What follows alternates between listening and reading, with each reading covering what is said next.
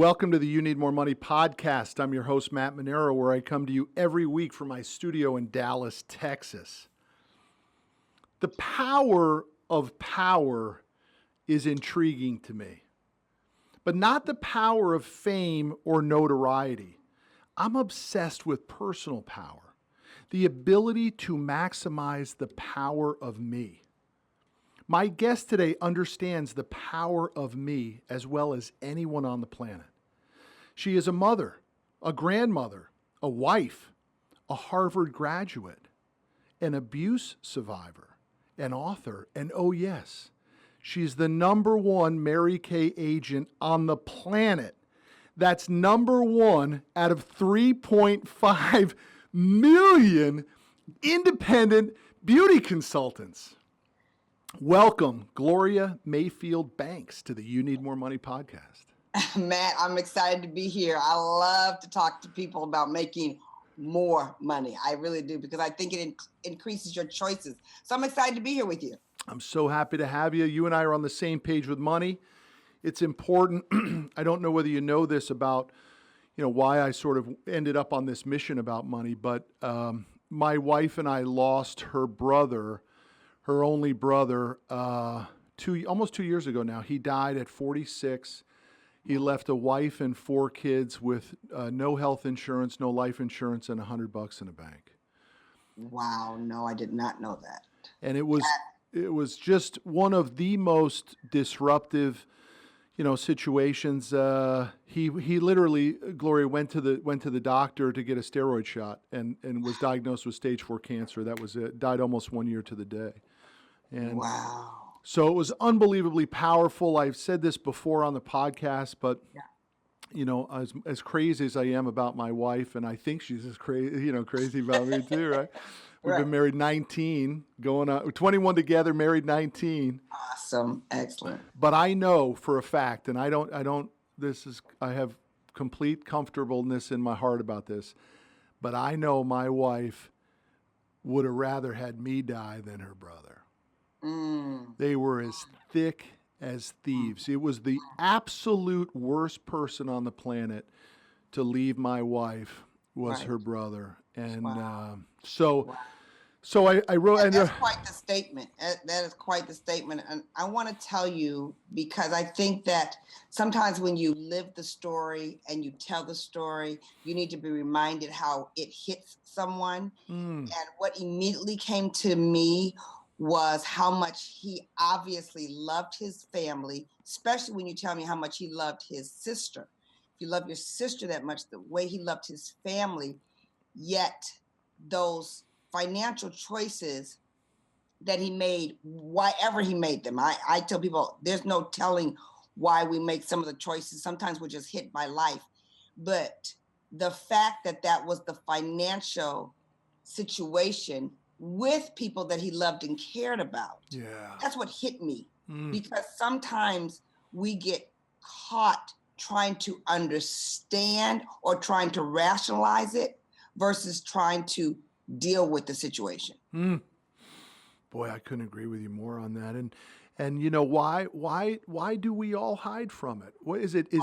Are we afraid of our money situation? I mean, or what if you have it? Are you afraid to talk about it then too? Because you think they're going to look at you as Mr. Big Shot or braggadocious or, too big for your britches now, right? I mean, it's such a weird thing of I'm embarrassed about it to not have it, and then I'm embarrassed because I got it. I mean, it's a crazy topic. It goes back to what we're all familiar with, is that people are judging people and not learning from people. Yeah. And judging people, because if they have it, then you're trying to figure out, you even judge yourself. Well, why don't I have it? Why don't I have it? Why don't I have more? What's wrong with me? What was wrong with them? If you have it and they don't have it, it's all about what's wrong with them. It's a situation about money, which is one of the things that gives you more choices than anything. And I don't understand why it is the one thing we refuse to learn from each other.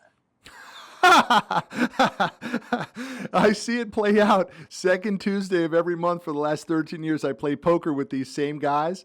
And two of the guys, the richest guys at the table, when you talk about money, all they want to do is talk about money, right? They're completely comfortable.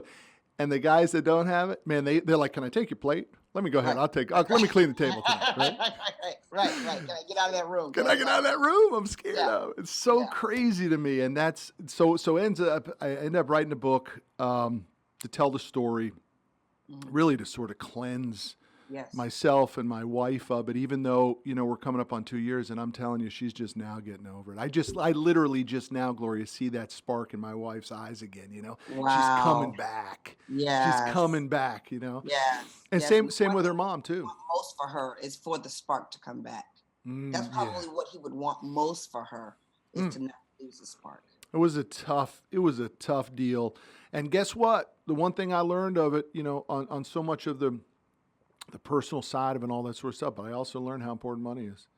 When we dropped in and removed all the financial worries from his situation in an effort to get him better, the power that we felt writing those checks saying, "Don't worry about it. We got you covered. Don't worry about it." It was one of the greatest gifts that my wife and I have ever been given, was the ability to stroke those checks in an effort to try to get him better, Right. I mean, I want to tell you, this is so amazing that we're having the conversation. I will honestly tell you what happened to me this past Sunday. I was in my bedroom talking to my husband, and I was just literally leaning on my dresser saying, how can I really teach and inspire women to understand the importance of going after the money situation and understand what they're denying themselves, denying their children, because they won't have the conversation and they won't get excited about the possibilities of fixing the conversation. And it really worries me. It worries me because I've gone through not having money to having money. I know what it's like not to have it. I mean, like, I really know what it's like not to have it. And I really know what it's like not to have it, not because of a decision that I made, but because of life circumstances, which caused me to make decisions, which made those like, you know what I mean? It's just, I hear you. So like you just said, that power that you encountered by helping your family becomes what you want to give to other people. I just had a conversation with my sales guys before we jumped on, and I say, you know what the difference is? Because we actually had a fantastic January in business, but yet the pipeline is too full. In other words, and we're in the funding business, we're in the credit business. We loan money to truckers and construction guys. Okay. And we have such this fat pipeline that all I saw was fat and happy in that pipeline, right? My stance was, why didn't we fund more deals in January? Why didn't we push harder to fund these deals? I said, you know what the difference between you guys and me is? The baby always needs medicine with me. Right. I know what it's like to not have it, and the baby really needs medicine. And when you know that, you never forget that. Right. And that's the difference. I never forget it, and you guys forget it too easy. Right. Isn't that kind of what you're saying about your success and your channel like that? You know what? When you talk like that, when you understand like that, people need to understand that that's where the creativeness comes from. Yeah. That's where the ideas come from, when you are hungry. And you don't have to be hungry yourself. You can be hungry for other people to be hungry. Now, I am hungry for other people to be hungry, because when they're hungry, they'll become creative. I tell people that all the time, that when you know you're there, when you have the attitude of failure is not an option.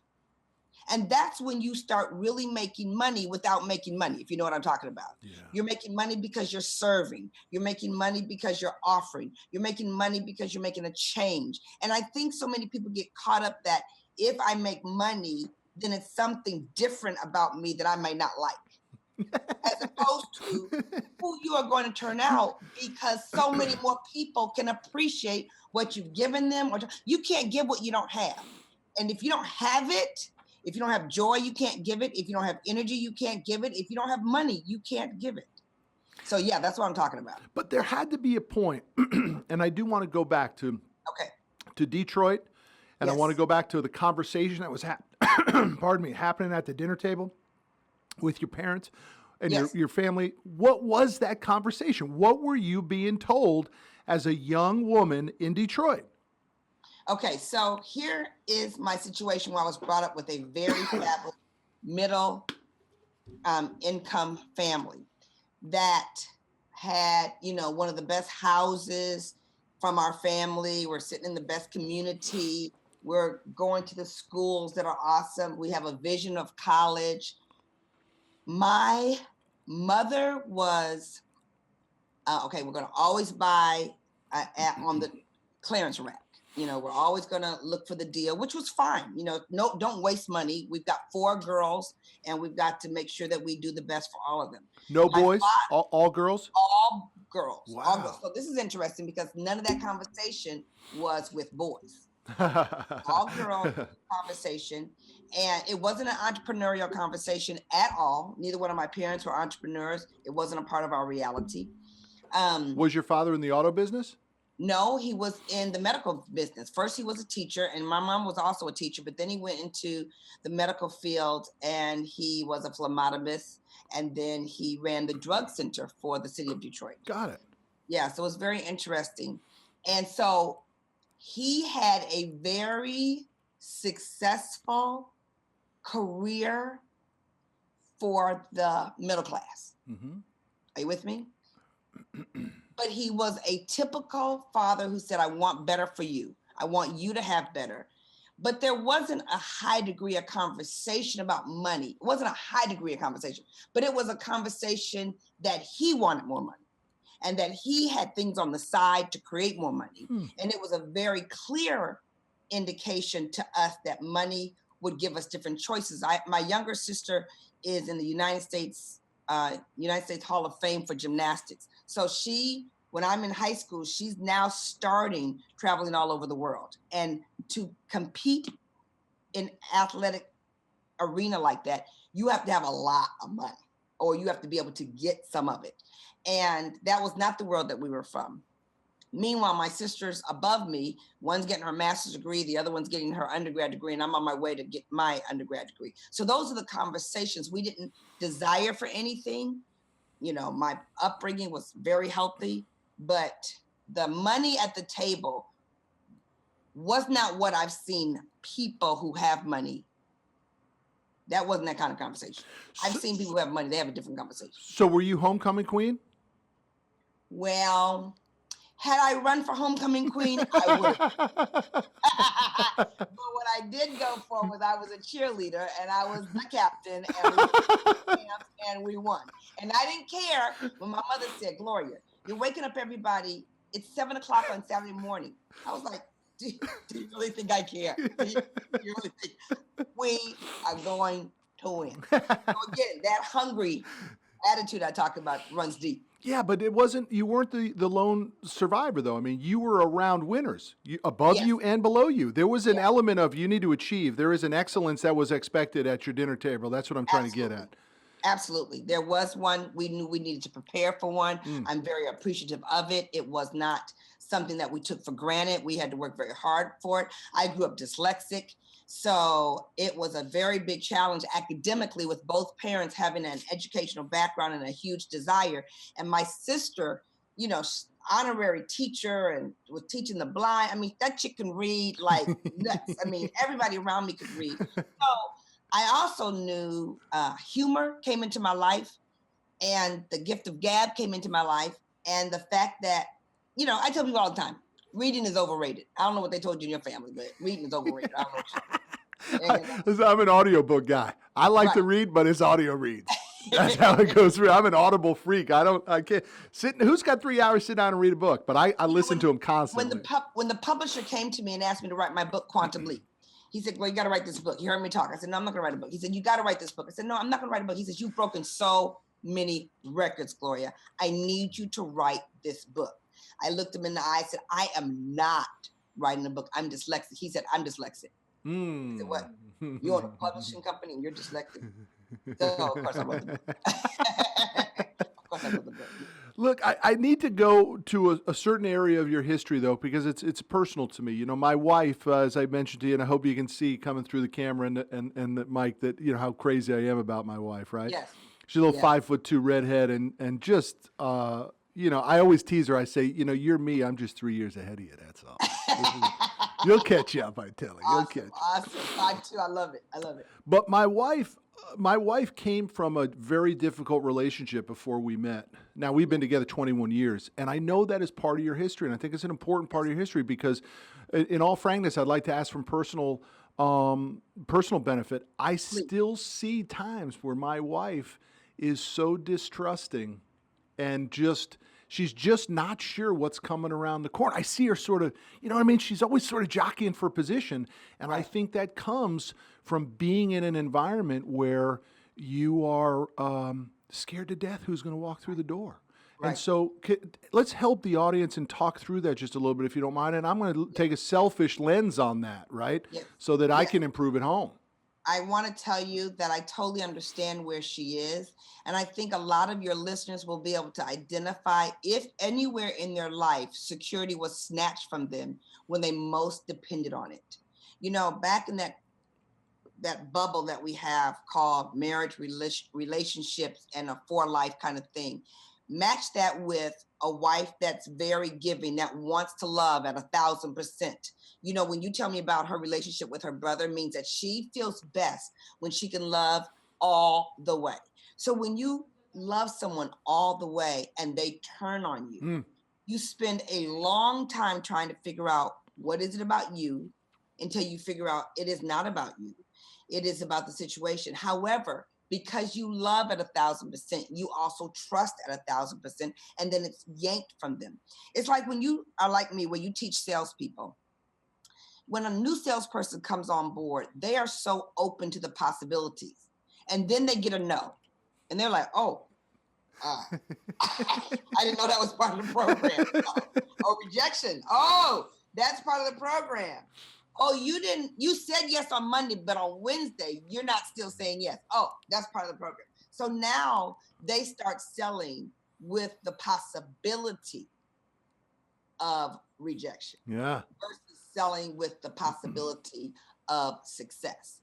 Your wife, for me, it was where my core comes into the piece that's so critical about building courage, because I knew it was a bad situation when I got married. I ignored it.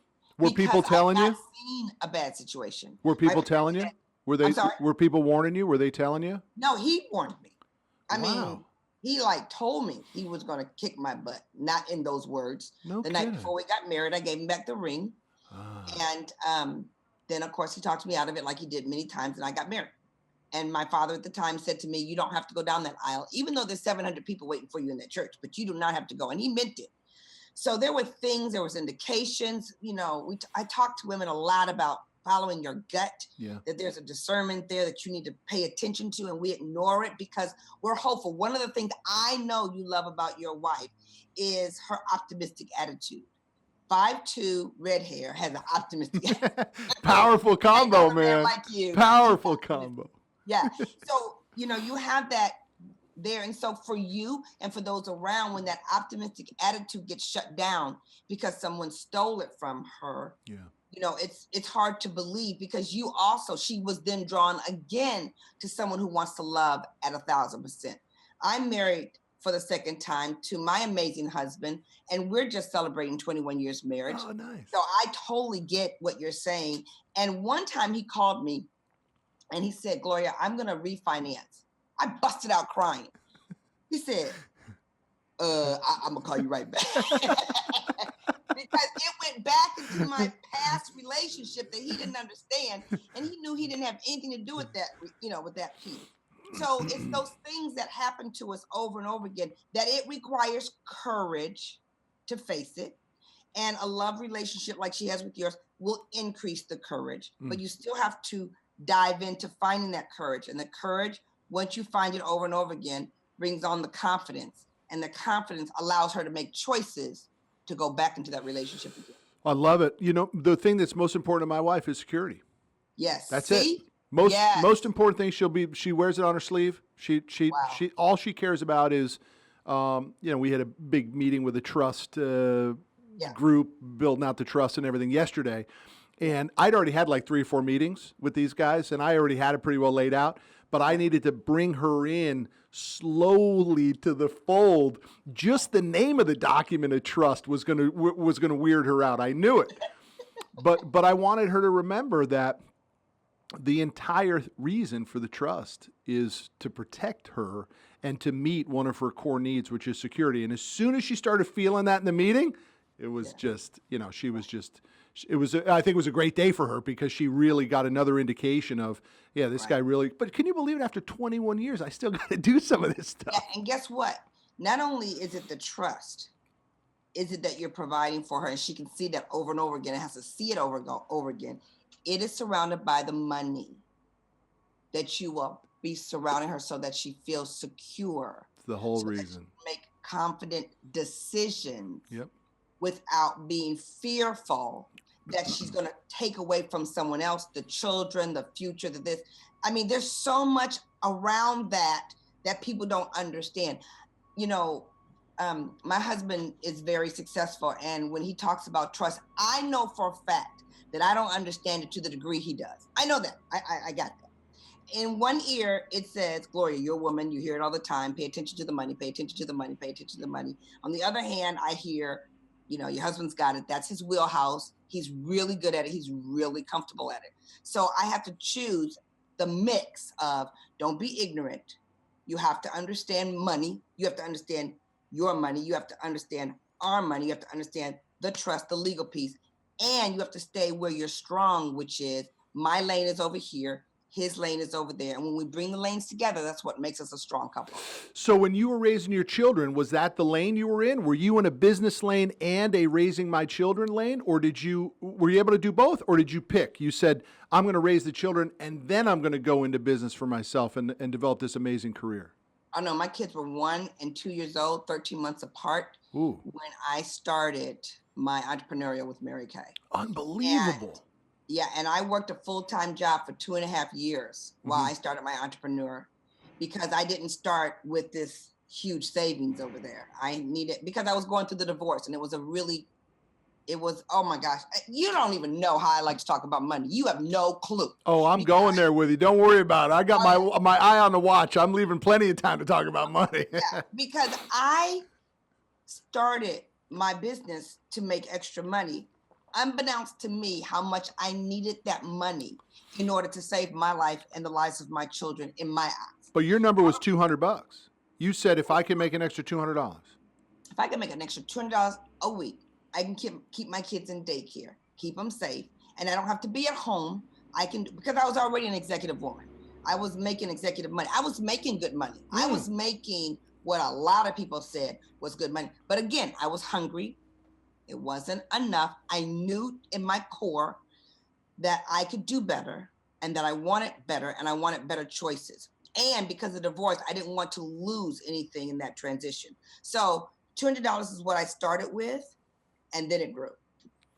But see, I talk about it in my book. It's actually one of the sub-chapters of the closing chapter, which is you got to pick your number. And most people don't. And your number was $200. Right. It didn't matter. It doesn't matter what the number is. You got to pick the number because we achieve the milestone and we get the confidence to keep moving. Sometimes though, and I've been guilty of this, Gloria, where the number I picked was just too doggone low. And I worked my butt off to hit it. And I should have picked a number that was 5 times what that number was, because the same amount of work I put into the $200 number could have got me to the $1,000 number, right? Right. But the key is to pick a doggone number, in my opinion, and that's what you started to do. But I think what's fascinating to me is, how did you decide to win? What made you say, I'm going to be the best on the planet? That's what fascinates me the most. Because so many people, you had to catch so many people who are ahead of you, and then you had to stomp on their throat and say, I'm going past you. Right. Well, I love that analogy, stomp on their throat. What I'm appreciative about in my environment, because I grew up from a Harvard Business School environment where it was really on fire to compete. And I moved into an environment where your fire to compete made you and others better. So I've always had to realign people's conversation that if I am competitive with you, it isn't because I'm trying to beat you down. It is because my better brings out your better, and together we're better all around. So iron sharpens iron, big time. So at the very beginning, I know I'm walking into this environment to win. I won at IBM. I became a top seller at IBM. I was telling them yesterday on my Facebook Live, I used to sell pizzas. I was the best pizza seller that there was. So to me, all the time, Matt, it has been one of, what number am I in the unit? Number 8? Well, who are the 7 people I'm going to wipe out? For real. Like, what do I have to do? Because it made me hungry. It made me create. I like my husband saying, what time are you coming to bed? Oh, God, just one more letter, one more postcard, one more email, just one more. I like jumping out of bed. And I tell people, when you are not in that arena, you're operating, but not in passion. So my passion, my hunger, that thing about wanting to win, I know it came from understanding myself, that when I charge myself to take on the next person, I have to be better than where I am right now. Ooh. And I know for a fact, the worst goal you can have is do as good as I can do. That means nothing. Let me be as best as I can be. No, I'm like you. I need a number. Best as I can do means what? What does that mean? What number does that mean? I need the number. Yeah. And I don't even really care what the roadmap looks like, because as soon as I got that number, I'm on a path to it. And so, so many people get just bogged down and trying to figure out, well, what if this and what if this and what if that? Forget about all that sorts. What about this question? I know you hear this question. Well, how many hours did it take you? I don't know. I have no clue. I don't know how many hours it took. And if I told you the number of hours, you could not fit my life into your life, because your life and my life are 2 totally different things. Yeah, so, I do tell my sales guys, Gloria, I said, listen to me, it's mathematically impossible for you to catch me. I said, you could work every Saturday and Sunday until the end of your career, and you still won't catch me, because as soon as you start getting close, I'll start working Saturdays and Sundays again, right? That's right. That's right. I mean, really, though, in the early days, and I've been in business 23 years, my first, and I'm not afraid to say, my first 15 years, they were terrible. Not like the first 5 years. Yeah. The first 15 years, and here's why. I mean, the first 5 years I wasn't with my wife. I was 25. I didn't have children. I wasn't married. Yeah.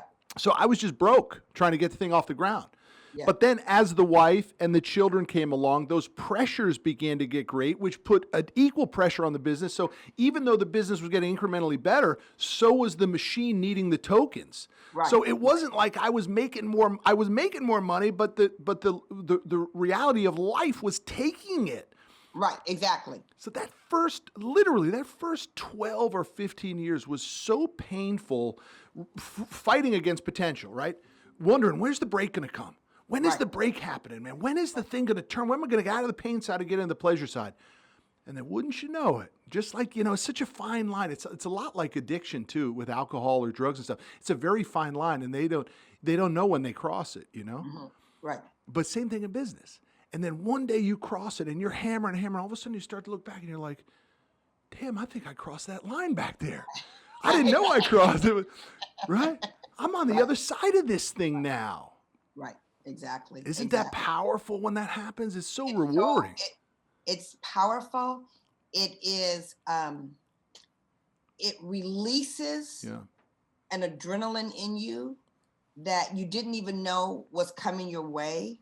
Because it does, it serves it gives you so much more energy to do bigger, different, and to show more people how you did it. Not the how you did it, but the things that you're talking about right now. It's the way you be, the way you think, the number that you have to hit, the knowing that you like to chase, the knowing that you won't get close to me. The reason that, for years before I became number one, I said I was going to be number one. And I was loud about it. I wasn't secretly about it. I wasn't like, I said, no, we will be number one.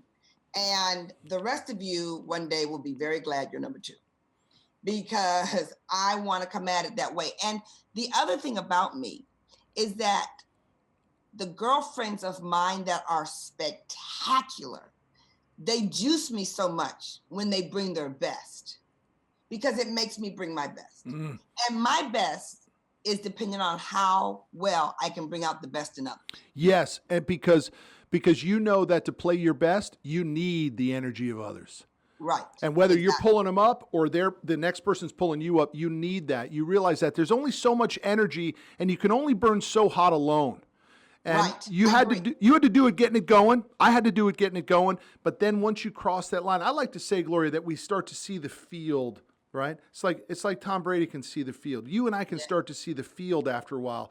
And we begin to actually, you operate in the zone, and you begin to sense what the moves are almost before the competitor knows the moves are coming. That's really the most unbelievable thing. It is not about the material goods. For some it is. For me, it was the clarity of being able to see the field and then be able to keep going. And that's amazing. But you passed so many people in your career. What is the advice that you give to somebody, Gloria, when, my buddy Ed Milet, I had him on the show, and Ed Milet says the reason he's been so successful is because his will is never for sale. And that most people will sell their will. They'll sell it at $100,000, they'll sell it at $1 million, they'll sell it at $5 million. Sooner or later, most people will sell their will for the money. And he says his will is never for sale. So how did you not sell out and be able to literally become number one in 3.5 million people? Okay, so if I were to sit down in front of someone who I felt was hungry. Yeah, right. Prerequisite number one, right? You can't want it more than them. They need it, right? You got to be, I always tell people, I'm looking for people who at the baseline are unapologetically ambitious. Yeah. I call it unbridled ambition. I can't believe you said that. I don't hear people talk like that. Ambitious. I like that. I call it unbridled. Take the reins off. I never hear people talk like that. Thank you for saying that. Super key. And so I want to say a side note is that when people try to explain to me that they can't do something, I always bring back to analogy of something they've done that's great. I said, because you need to be reminded what a beast you are. Life made you forget. Life made you forget. So you're that guy. If you choose to remember who you be, then I can have you work with me for sure. So for me, I believe in my soul that my best is a role model for other people. And when I do not learn from someone else, I mean, minute stuff, like I'm looking at how someone who's a celebrity in our world and somebody runs up to them and says, "Oh my God," I'm looking at how she receives them so that they feel better. What can I learn in that circumstance? Not how can I be her? What can I learn? And I can add to that. So first, they have to be unapologetically ambitious. Second, they have to understand some of the rules of the game. So for me, the rules of the game is you have to have a clear number. Like you said, you have to be goal driven, because if you're in sales, there is a mark and it's loud. And then you have to understand strategically, what is the next most important step? I think that people lose it, Matt, seriously, because they try to get good over here, get good over here, get good over here, and they never get good at anything. So why not take a minute and get good at it? Because once you're good at that skill, you don't have to get that skill again. Everything that's hard eventually becomes easy when you do it over and over and over again. Yeah. Almost even no's. No one likes the no's. But eventually, it becomes something that just is part of the game. You elevate past the no's. The great salespeople, the no's are just part of the game. It doesn't even offend me anymore. I'm sorry the opportunity doesn't present itself. But by the way, I'm happy to help you down the road. Right? Exactly. When you come back around, I'll be here ready for you. Yeah. I always tell people, so in your 24 hours, seriously, a shower is inconvenient. It's inconvenient. It is inconvenient to take a shower. But if you don't take a shower, you're going to stink. That's just the bottom line for sure. So in my world, you got to work the numbers. You're so crazy. You're so busy, a shower's inconvenient. you will stink if you don't work the numbers. That's just the bottom line. So if you don't ask, you're going to stink. So ask, because the more you ask, the more you get. So I would tell them that people skills are important. Yeah. People skills are real important. It's not about being nice. It's not about being kind. There are skills. There's leadership skills. That's one thing. But people skills is something totally different. And if you're going to be working with people, you have to understand the skill, the art of talking to them, the art of encouragement, the art of asking piercing, important questions, paying people attention, not being so focused on what you need and not paying attention to what they need, to be a problem solver. I guess what I want to say, I became very good at this business because I understood it was the profession of selling. Selling is a profession, just like everything else. There's a certain way to do medicine. There's a certain way to do law. There's a certain way to be a great teacher. There's a certain way to drive a car. There's a certain way to sell a product. Yeah. Selling is an art form. It is not the idea that people are born salespeople, to me, is just not true. It's ridiculous. It's like a painter. I mean, painters, it's like a pianist. Yeah. You got to practice it and You practice have it to and practice it to Even get if you're great. talented, you have to For sure. practice. Yeah. So you're born a doctor. You're a genius as a doctor. So why do you have to go through 18 extra years of school? You know, I really look. I'm taking copious notes here, but one of them I wrote down. I've heard it 1,000 times, but iron sharpens iron. I just love that, and we get away from it. We're afraid. We're afraid to be iron, and you know, I think we can all learn from that. That you don't have to be a jerk to be iron sharpens iron. Right. You don't have to be a jerk. In fact, one of the key statements that Mary Kay Ash herself said is that if I have an idea and you have an idea and we share the idea, we both have two great ideas. Yeah. The fact that I have a great idea that was yours and you have a great idea that was mine is not enough to take me out. It's not enough to beat me. It's just enough to enhance you. But if you are afraid that someone is going to take you out, you've already lost the game. Mm-hmm. Mm-hmm. You don't deal with anybody that's at the top of their game that's afraid to be at the top of their game. Yeah. They are not running from fear. They are running from joy. They're running from energy. They're running from passion. They're running to go get the next thing. They are not working not to lose. They are working to create. And that is what will bring the income. That is what will make you follow the money trail. So let's play the money game as we wrap up here, if you don't mind. I love to play it with my guests that have money, right? Okay. It's hard to play with somebody who doesn't have money, but when somebody's got money, I like to play it. So I'm going to paint a little picture here. All right. You're talking to somebody who's mid-20s. They've graduated college. They're not married. Yeah. And they know they want more. Right. They got some student loan debt. They're trying to get out on their own. They're looking for a shot. How do they find it? What do they do? Okay. Number one, I would say to them, if you stay in a conversation with yourself or others about your money debt, you will always be looking in the wrong direction.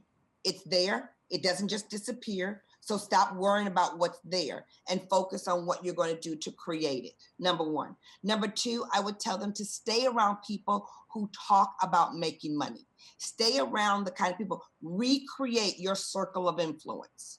It doesn't mean that you leave the friends that you have right now. You just say to them, I like you. I just can't be around you right now. And I need to be over here dealing with the people. You know, my son, who's a phenomenal attorney, said to me, Mom, my goal is to buy whatever I want, whenever I want it.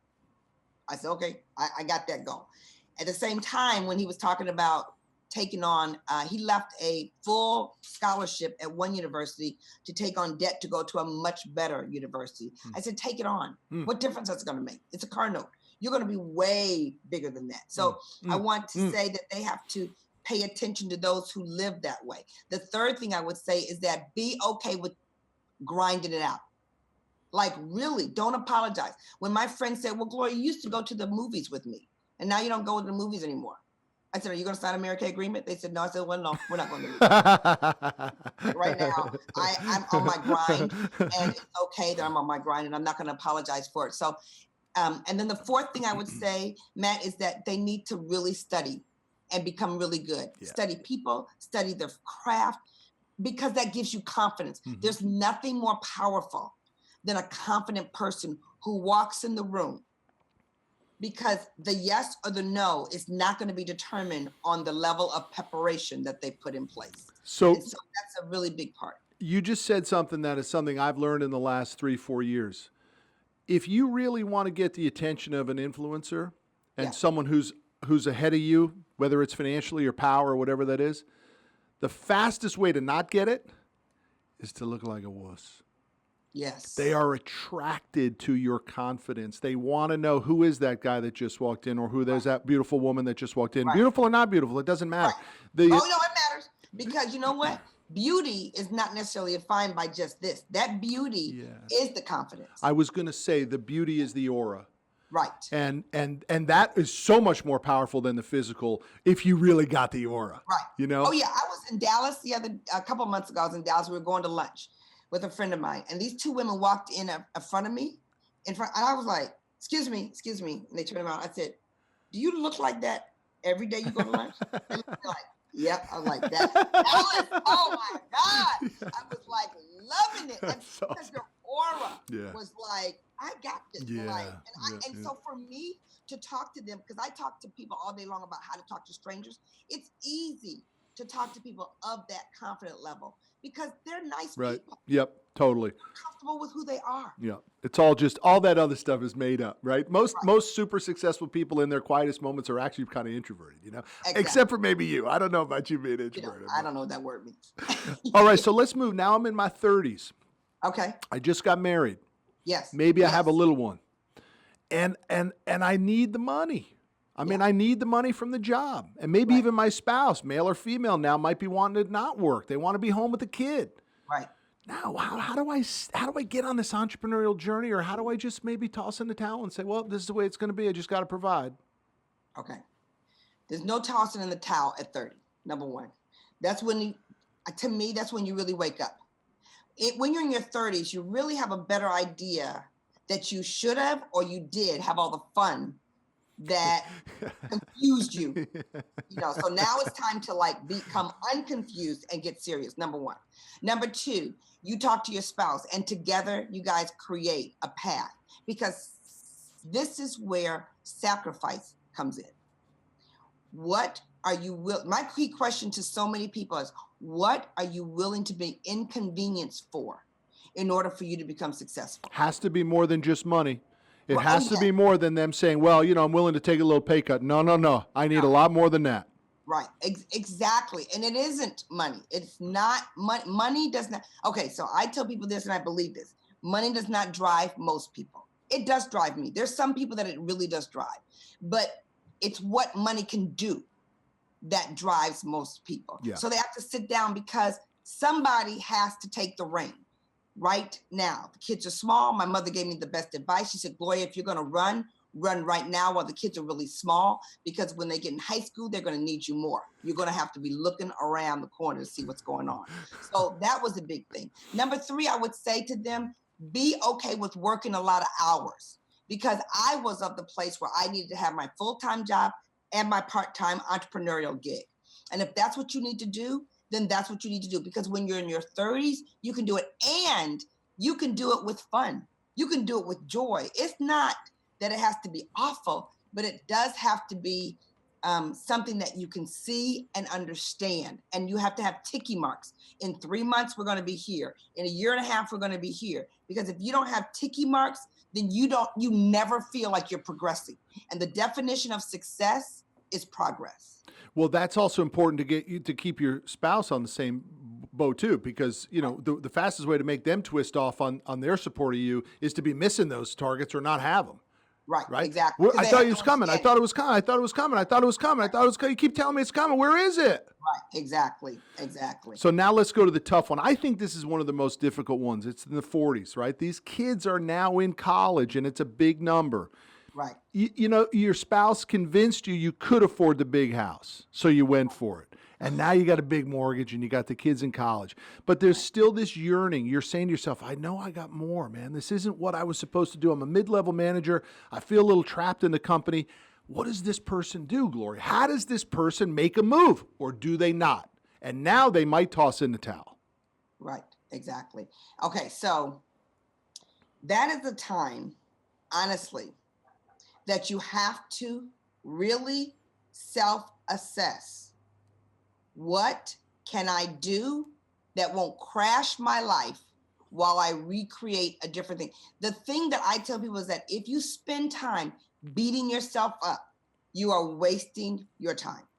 Number 2, watch your level of distractions, because your level of distractions is called comparing yourself. And in that level of comparison, you always will lose, always. Number 3, at 40, you still have a lot of time left unless you turn the clock off. There's a lot of time left. You can become everything you need to become in 3 to 4 years. But if you struggle, oh, I got this big mortgage. Oh, I got this. Who is going to be attracted to that attitude? No one's attracted to that. No one wants to buy from you. No one wants to hear your good ideas. You are Debbie Downer. You know, I would add one suggestion to that person in that range is think 10 years younger. Yes. Think like you're 38 again. That's all. You're 48. Think like you're 38. That's all. Just make those decisions again. That 10 years, you can get it back. You'll be all right. Right. And let me add one more too. Health. Yeah. At that time in your life, you have to pay attention, because your health is your energy, and your energy is your creativity. Yeah. And I think that sometimes we see a lot of people at that age think it's too late to be healthy again. And so that lack of health makes them sluggish. And that sluggish means that, again, they can't go. Yeah. So this is also a tough one, because this is real life. Now you're in the 50s. The kids are out of school. You're lucky you're still married, right? Yes. You kind of made it through. You're empty nesters now. Right. But the reality is you still got some debt on the house, and you're behind. You just know it. You're behind financially. You're underfunded. The retirement that you told your spouse you were going to pull off is not looking good. Right. How do we get it back? What do we do? Right. Number 1, you must try something different that you haven't tried in the last 5 years. I mean, you just need to stop it. You need to just stop it. What you're doing isn't working. If you gave it 5 years and it's not breaking for you, you need to do something different, and you need to stop trying to convince. Number 2, don't try to convince other people what it is that you're trying to do. There's only one person that you need to be talking to, and that's your spouse. And if you got that person locked in, and sometimes that person doesn't get locked in, let's just be real here. Yeah. But until you can fire up your internal furnace to do something different, you really have to do something different. You cannot. How many times, Matt, have we heard the same thing? Man, I've been doing this for 7 years. I know it's going to break. Nope, it ain't. It ain't going to break. Success leaves clues. You need to do something different. And, I think that at that time at 50, you have to be open to the possibilities, because you have to realize that you have been invited to the arena of the stuck. Yeah. Your friend is stuck. The conversation with the friend that you've had for 15 years is stuck. You don't know how to break out of stuck. Your first cousin is stuck. Your sister, your brother, you're in that land of stuck. And the people that you look at over here that are traveling and that are flourishing, they left the land of stuck. So I think that it's courage to try new. I love that. Now, leave the land of stuck. I love that. Yeah. There's for that person too, there is a math problem that does work in their favor. It's a pretty simple, indisputable math problem. You put away $2,000 a month for 20 years at a 6% return, it's worth $1 million. Right. So at 50, you could put away $2,000 a month, whether it's a side hustle or it's you just reducing or making more, however you want to get there. Right. By the age of 70, you got your $1 million, because there is an element that, I can't fix it. No, you can fix it. You just got to understand, like you said it earlier, the rules of the game. And the rules of the game is you got to stack and rack some cash. Right. That's how. And at 50, you're not done yet. Plenty of time. I mean, this is a land of live a long time. Yeah. It's a land of live a long time. So Don't think that at 50 you're done, because you're not. It's plenty of time to get to that million. Well, you know, we covered a lot of ground here today. I mean, we talked about, we played the money game, but most importantly, the only way you could answer the questions the way you answered them, Gloria, is if you have lived it. It's the only way that somebody can do it. The way you answered those questions in those timelines is because that's what you were saying to yourself during those timelines. Right. Oh yeah, totally. I don't think that there was a conversation that I put out here into your podcast that it was a conversation I had to guide myself through, and I had to guide a lot of other people through. Yeah, I'm grateful for you. It's such a pleasure to meet you today. I want to thank you for your time. I'm honored by your success. I understand being in Dallas. I see the convention coming into town. I see how many people are so fired up and excited, and people are changing their lives. And you and I both know there are people in there that just don't want to grind it to do it. But to be able to meet you, the number one is such an unbelievable legacy. I mean, do you ever pinch yourself, or you saw it so it doesn't surprise you? No, I pinch myself when other people are reading my accolades, and when they tell me what I did or what I've done with my team. Seriously, I want to say, I don't need to talk. Just read those again. That sounds really great. And it sounds better when somebody else reads them, right? Absolutely. Hey, Gloria, thanks for your time. It was a pleasure. I'll see you down the road. I loved it, Matt. Thank you for what you're doing. Thank you very much. Same to you. Same here. Right. Bye-bye. That's our episode this week with your host, Matt Manero. Check us out every Friday at 12 p.m. Central as we discuss money, your life, and how you need more money.